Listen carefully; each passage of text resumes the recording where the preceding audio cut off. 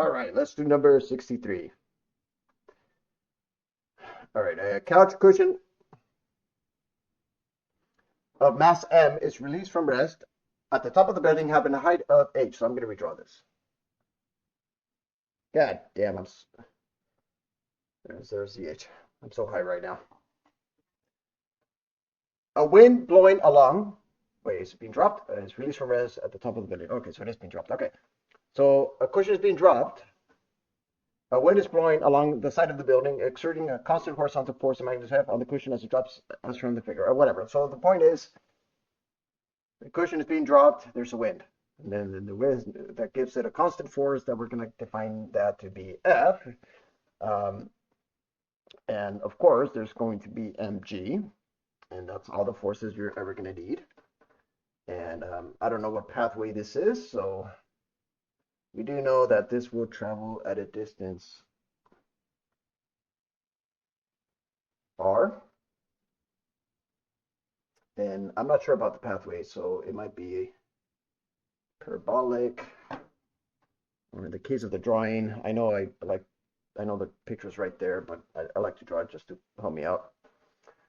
The horizontal magnetic because you draw this from the figure. Sorry, forgive me, folks. I didn't really went over this probably before I press the record button.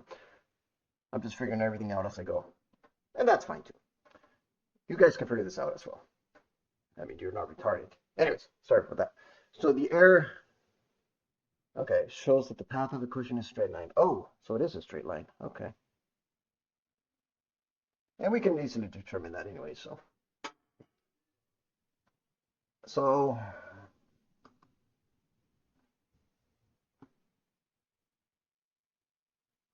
the mass, oh my God. It's a little hard to draw on my scratch pad, so you gotta kind of bear with me, guys. mg. And to give you guys, I know you guys don't care, and but this Wacom tablet that I'm using right now is very small. That's why my handwriting is sloppy, because my big ass hand has to adjust to this small ass tablet here, and it's very hard. It's actually harder than it looks, folks. So I kind of have to slow down there and take my time here. Anyways, so you have it in my. What's wrong with the mic? I simply got disconnected. There we go. So shows that the path of the cushion is straight line. Anyways, I'm just going to do the forces diagram. So the sum of the forces in the x direction is simply going to be F equals MA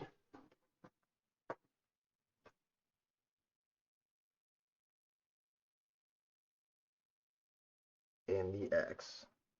The sum of the forces in the y direction is going to be simply calling down positive mg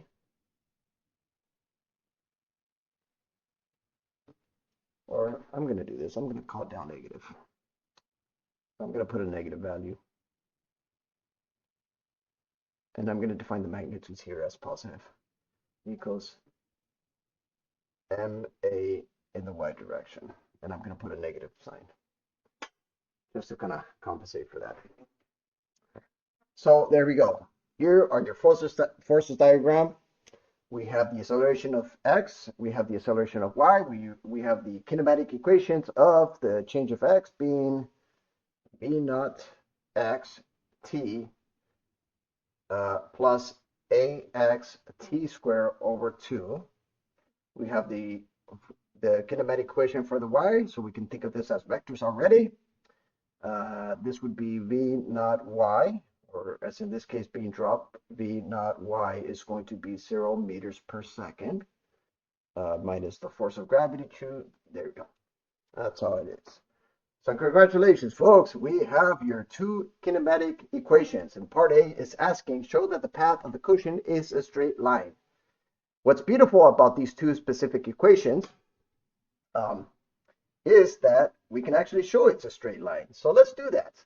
So whatever this equation F is, because F divided by the mass is a constant value, so therefore the acceleration is a constant value. So we don't need to worry about the forces diagram. Same thing for the y. This would just simply be g equals the acceleration of the y, or in this case just g. So this is already taken into account. So let's just write the equation as x being some initial velocity in the x, t, which we're going to define that to be 0, ax t squared over 2. Beautiful, folks. Now we're going to define the y component to be the height being dropped minus g t squared over 2. Beautiful, folks. So now, or we can just call this ay for now, as I'm going to do that. I know we can just put g, but let's just kind of keep that for now. So now, folks, let's what am I going to do here? I'm going to do this. I'm going to take minus the h, minus positive, change the signs, and I'm going to define this to be ayt squared over 2. So I'm just kind of changing the equations around. You guys can do whatever you want to do. And then now we have two specific equations. And I'm going to make a choice here. I am going to take this equation and I'm going to divide that by this other equation, because why the fuck not? This is math. We can do whatever the fuck we want to do. So this x divided by h minus y is simply just going to be ax divided by ay. Beautiful, folks. Fantastic. Awesome. Now we have two equations in terms of y, in terms of x. And yes, folks, this, you can solve it this way. Like, it really doesn't matter because the result will be the same thing. So ultimately, all we're going to ever want is we're going to want y in terms of x. We already have that in terms of this equation. So let's just clean this up a bit. So ay divided by ax equals h minus y. I'm going to change the signs a bit. So therefore, you have y being, and normally I don't go over the algebra steps for you guys because, you know, because I'm generally lazy at that. But ay is just going to be g.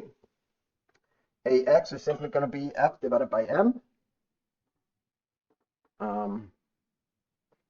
So I guess we'll put m there. And there you go, folks. There's your equation. And since this equation is really just when x equals 0, you have specific. How do you write this? So now you're going to have, once you work out your forces diagrams, get your equations set up out of the way. Now you have y is h minus. I'm going to put the all the constant values on one side. Generally, when I like to write my equations, I like to keep them separated, over f times x. So this equation will literally mark the red line, whatever it is. Oh, and I just remembered they don't really give the values as of yet, but they do on part C, part D, whatever the fuck. So we're going to plug them in there, make sure that this is correct. So it does. So there you go. We just did part A. Does the equation show? Yes, it does, because of this. I'm just going to write I'm not even going to specify the reason. I'm just going to write, okay, straight line because of this freaking equation that works itself out. Does the cushion fall with the constant velocity? No. You have to be a real dumbass to say yes. You have to be a real flat earther. So no, the answer is no. Why doesn't it? If anybody says yes, you're just guessing at that point, because let me tell you something, folks. When an object falls, it does not fall at a constant velocity. Think of the word. What does constant velocity mean? That implies that there is a similar acceleration, because acceleration is defined by the change of velocity over a time interval. That's what acceleration is. That's the only definition of the acceleration. It doesn't matter about vectors or anything. You can put, let's not overcomplicate this, folks.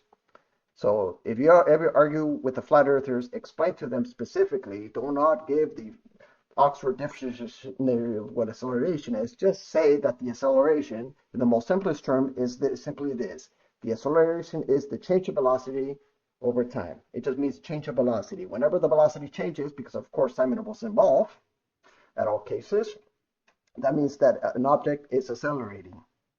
Because gravity is a real thing in the globe Earth model, gravity has a specific acceleration of 9.8 meters per second square, or g m1 or m2 divided by the radius square, the universal law of gravitation, if you want to be an asshole about it. Um, but um, but regardless of it, approximately it would be at 9.8 meters per second square. Of course, we're talking about close to the Earth. Obviously, if you're in space or something, that's a different story. But we're not. We're kind of excluding that. And of course, if you want to be a bigger asshole, you could talk about Einstein's relativity or whatever the fuck you want to talk about. um, and that's a different story. That's all together. But in the grounded reality that we can observe, the acceleration is defined to be the change of velocity over time. Because the acceleration is defined to be the change of velocity over time, it does not fall at a constant velocity. That's it. However, no, it wouldn't. Okay. How far? All right, so I guess we just answered part A, part B. I don't know what else are they gonna want.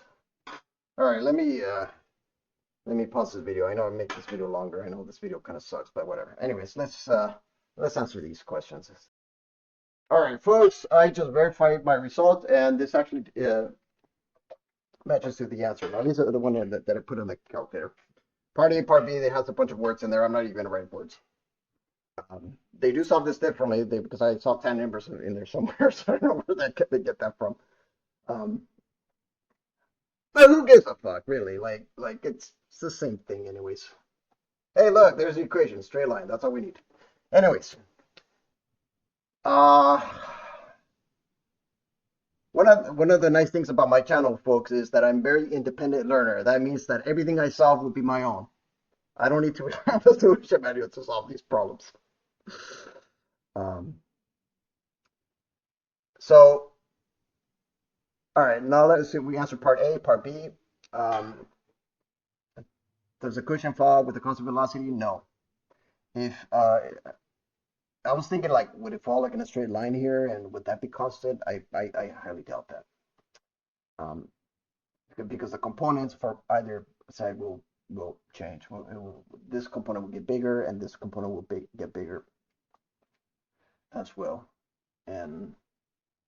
But putting those two equations together, you have this equation, this nice looking equation. This is the equation that we're going to be using, that I derived for you guys. So our area, so it does, okay, part C, if M equals 1.20 kilograms, and the H equals 8 meters, and the F, and I'm staring at my other side of my screen, so this might look sloppy, but that's okay, 2.40 newtons, how far of the building with the cushion hidden? Okay, so it's basically asking for the R value. So right, so when the Y component is 0 meters and H has a specific value at 8 meters, the mass of the object equals 1.20 kilograms, and the force is 2.40 newtons.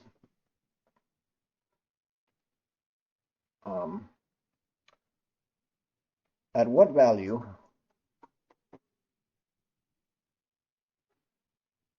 is this? Well, I can't speak for shit anymore. Anyway, so it's basically this. So anyways, the R is going to be HF divided by GM. We're gonna put that on my TI-84 calculator, which I already did. So you're gonna put look, I'll put it for you guys. I'll put that here. You're gonna put 8 meters. You're gonna multiply by the force, which is 2.40 newtons. You're gonna divide by the 9.8 meters per second square, times the mass of the object, which is 1.20 kilograms.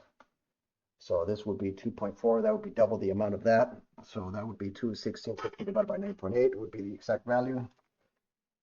And it is. So regardless of how you guys put this in the calculator, our radius is going to be specifically 1.63 meters, given those conditions. All right. So how far from the building will the cushion hit the level ground if the cushion is thrown downward with, oh, for fuck's sakes. If the cushion is thrown downward with a non-zero speed at the top of the spaceship, what will the shape of its, Jesus fucking Christ. Okay. All right. I'm gonna answer part D, but I'm gonna work this off. This video is already getting longer than it needs to be, and then they're asking a completely different question, so that involves me having to redraw the forces diagram. So so it's asking for, with a non-zero speed, which direction are we talking about? It's thrown downward with a non-zero speed. Okay, downward.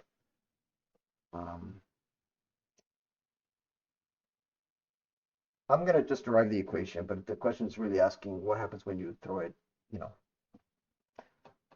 I would think it's a straight line, but let's find out. In fact, let's work it out here. I'm gonna make this video a little longer. So I'm gonna do the same thing as I've been doing, folks. I'm gonna work this out again. So what am I gonna do? X is going to be, because X varies, is the initial velocity, which is going to be 0t over the ax t squared over 2. And remember, this is a constant value, so we're going to treat that ax as a constant. We're not going to worry about what this constant value is, because that doesn't really matter. Y is going to be some h, or if you want, let's just solve it this way. We don't need to go that far. Minus the initial velocity in the y direction, t minus gt squared over 2. So basically, you're going to have this equation. So what I'm going to do is I'm going to solve for x, for the time variable on this side. So I'm going to say that the time here, multiply 2 by 2, both sides divided by n, or whatever the heck. So now you're going to have this, square root the thing, and there you go. So now you have that equation.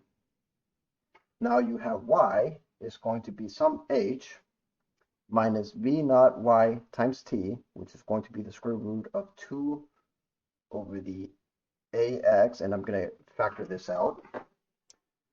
In fact, instead of writing that, let me just write this, because you're going to have some weird looking equation now.